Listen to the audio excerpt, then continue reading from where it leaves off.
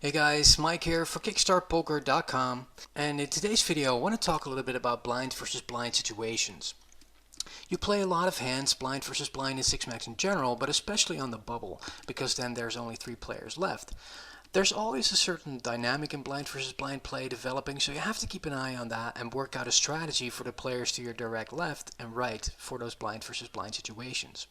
In general, it's good to mix things up a little bit, so if you're in a small blind, you have to fold, limp, and raise to vary things up. And also don't always use the same hands to limp and raise unless your opponent is a very one-dimensional player. In this hand, however, we have a good regular in the big blind, and against a player like this, you have to mix things up.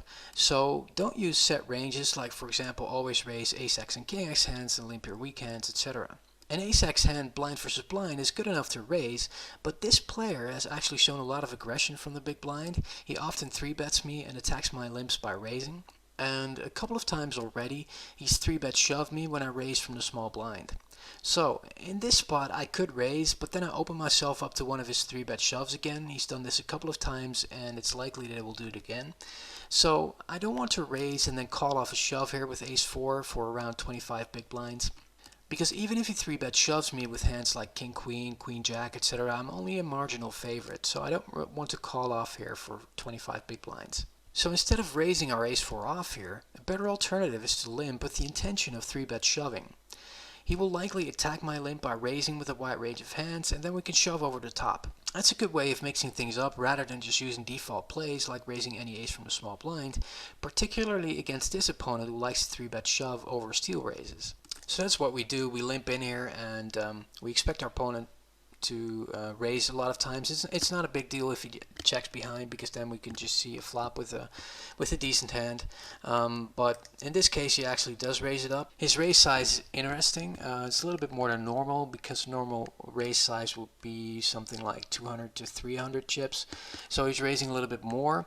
However, that shouldn't discourage us. It seems like he wants us to fold here. I think with a strong hand he probably would have made a bit of a smaller raise, so I'm not too worried about his hand here. I think it's more likely that he's bluffing.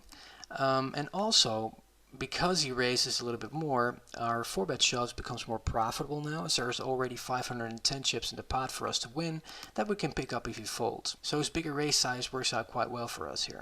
Okay, we go ahead as planned, we shove it in, and he actually does fold. So we pick up a very nice pot here, and mixing it up is important, especially on the bubble.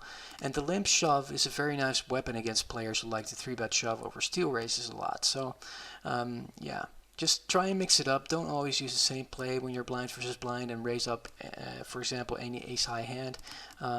Especially against very aggressive players in the big blind who like to shove over your steal raises. The limp shove is a very effective weapon that you can use sometimes. Okay, hope you enjoyed the video.